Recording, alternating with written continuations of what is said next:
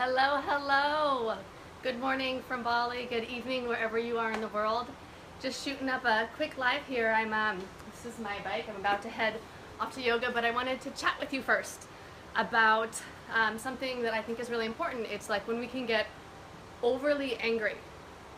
When somebody doesn't like us, like whether it's a friend or whether it's someone that we're dating or a boyfriend or a girlfriend, when we can get triggered into a rage, into an intense anger, what that actually, oh hey Naomi, what that actually is saying about us, because this is like the bottom line is the perspective is either this person is doing something to me or this person is doing something for me. It's the am I a victim or am I empowered? What's actually going on? And the way that I believe this kind of the anger stuff happens is, so if I have a cut on my arm and you squeeze lemon in it, are you wrong that I have pain? Are you, Yoda Dad, is it your fault that I have pain? Or did you just happen to squeeze lemon in a wound that I already had and that's why it hurts? If you squeeze it on this arm and there's no pain, but you squeeze it on this arm where the slice is it actually my wound that I'm feeling, or is it actually you're the problem? So, I think we have two choices when somebody wrongs us or somebody makes us angry in relationships, especially dating, when it's our heart is so on the line. So the option one is, this is a lemon who's squeezing something into my wound, right? So he's a guru. He is teaching me where I am wounded. If it's like, let's say you're go on a date with a guy and he doesn't like you. So he's either your guru and he's teaching you where you're wounded, or, sorry Dad, he's an asshole. That's sorry for the language.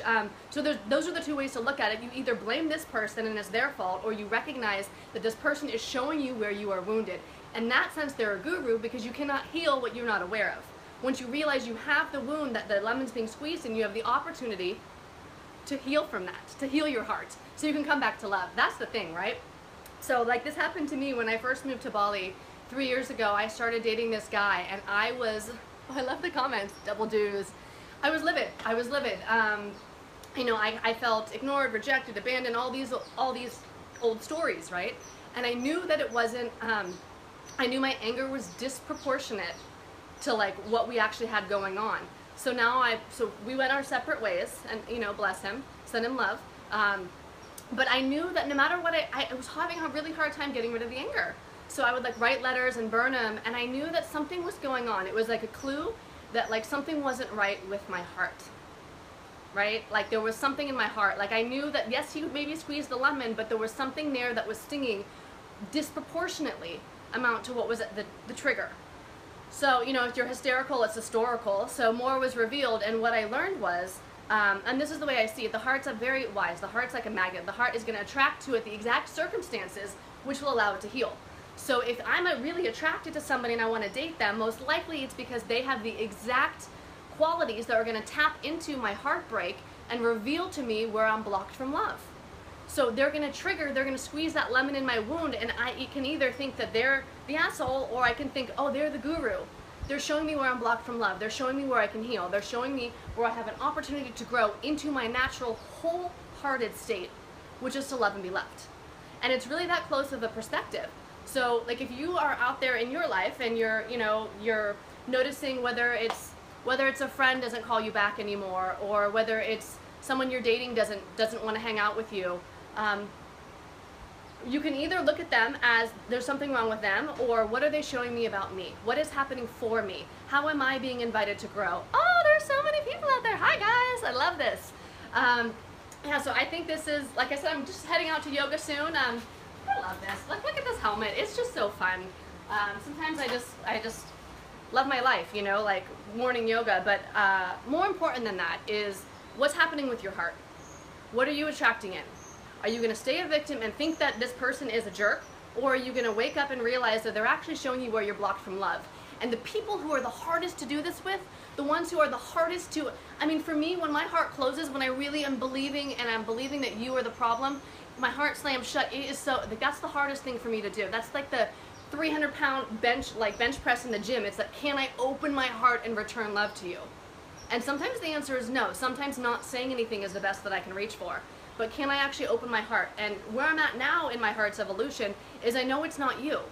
Like I know if somebody squeezes a lemon on my wound, it's actually my wound. And I actually have an opportunity to grow there, and I can heal the wound. And And the way to heal is to feel. So if I want to heal the wound on my arm, like in that analogy, then I just go in, and so when I feel the anger and it's triggered, I just be with it. I drop my attention out of my thinking, and I go into my body and I feel it. Journaling might help, but really just being with the feeling, letting it release. Because this is the way I look at the heart. I believe that everything that we didn't feel doesn't go away, gets trapped in the body. So if we don't feel it, and I believe it like it's stored over our heart, it's more of an analogy than actual reality, but this is how I see it.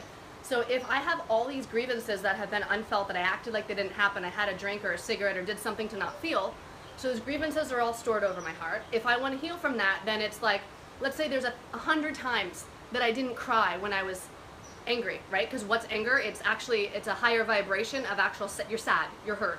And so I do go to anger because it's easier. It's easier to reach for anger. There's more energy, and I can blame it out on you and like release some energy. But really underneath the anger is the sadness. So if I can go in and let's say I have 100 uncried little experiences in my past. So anytime I drop into the, like I think, so someone triggers a wound and I just drop into it and I feel that experience.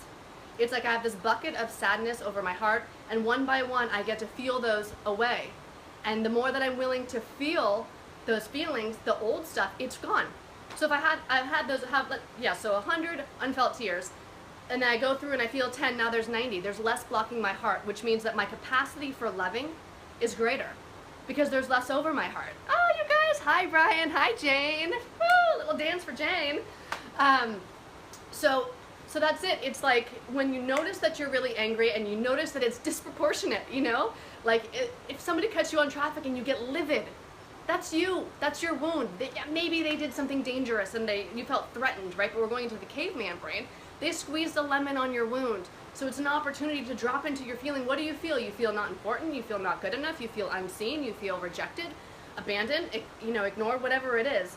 So when we drop in and we feel our old feelings and release them, our heart is open and we are returned to our natural state, which is love.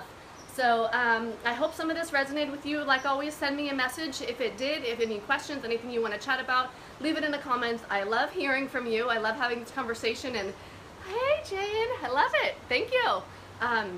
Yeah, I love just starting this conversation. I know that I'm all the way across the world for most of you guys, being over here in Bali, but I do love having this sort of live Facebook connection. It's really cool. And then the other thing is that this has actually become my life's work, because I think the most important thing that we could do, one of the most important things, right? There are a lot of important things in life, but one of the most important things that we can do in our lifetime is heal our heart. It's actually for the world. Because if I open up my heart and I feel all the anger and the rage and the sadness that's inside of it, I can actually love you. So, yes, so that's exactly it. So if you're resonating with us, I have a live training tomorrow. It's in 24 hours, guys. So if you're in California, it is at 6 p.m. on Monday. And if you're in New York, it's 9 p.m. on Monday, tomorrow. And if you're in Bali, it's 9 a.m. So join me in 24 hours for my live training. I'll put a link below the video. It's richerexperiences.com/heart-healing-workshop. I'm super, super excited. This has been my whole journey, the 3 years I've been in Bali. Really a journey of a lifetime since I've been sober. So 7 years of opening my heart, getting clear that I'm not a victim in the world. I'm a fully empowered fucking woman. All right? Nothing is happening to me. I am here and I am getting opportunities from these gurus around me to heal. That's the truth. So if you want me to guide you in this journey, tomorrow's my workshop and I'm so excited to announce it. So for the workshop, it's going to be about an hour long. We're going to start off getting clear on your heart's desires. We're going to go into getting rid of what's blocking you, giving you tools and strategies so that when you go out in your life, you can be on that heart opening journey, which when our heart is open, our natural state is feeling the spontaneity of a kid, right? So it's the aliveness, the joy, the passion, the love. If you want love, the way into love is blocking, it's what Rumi's quote is. Our journey to love is removing all the barriers that stand in our way between love. Love is our natural state. We just get rid of everything that we've built up, all the barricades and the blocks and the unfelt emotions, and then we're back to our natural state. And imagine what a world like that would be, when everyone's walking around knowing that nothing is happening to them, and they have the ability to love. And you could return love when someone gives you hate. That, I think, is enlightenment. If you can open your heart when somebody is squeezing a lemon on you, and you don't have to react from your wounds. So if you're interested, send me a message. I'll put a link below the video. Click that link. The workshop is tomorrow. It's 1 hour. It is only $97 US, which I think is insane, because this is like, if you even knew how much money I spent on all the workshops I've done over here and all the retreats and vipassanas, and everything that I've done and the years of time that I've come to learn this and living in the rice fields and all the healing I've done. But I'm packaging it all up and I'm bringing it to you live so you can ask questions while it's happening. I'll continue to keep posting videos because I love it, and I really, really, really love hearing from you. Sometimes it can feel a little lonely being so far from so many people that I love. So message me, comment below, and share this video with any friends, especially if you think that anybody is a little bit, and it's not about shame, but if anybody's a little more angry than they want to be, like, you know you're getting triggered and it's not actually, it's disproportionate, you know, like, this is for you. The heart healing journey is for you. Because you don't have to live that way. You don't have to live angry all the time. We can heal. We can heal our heart. If my heart can heal, yours can. All right, guys. Love you, and see you soon. Bye.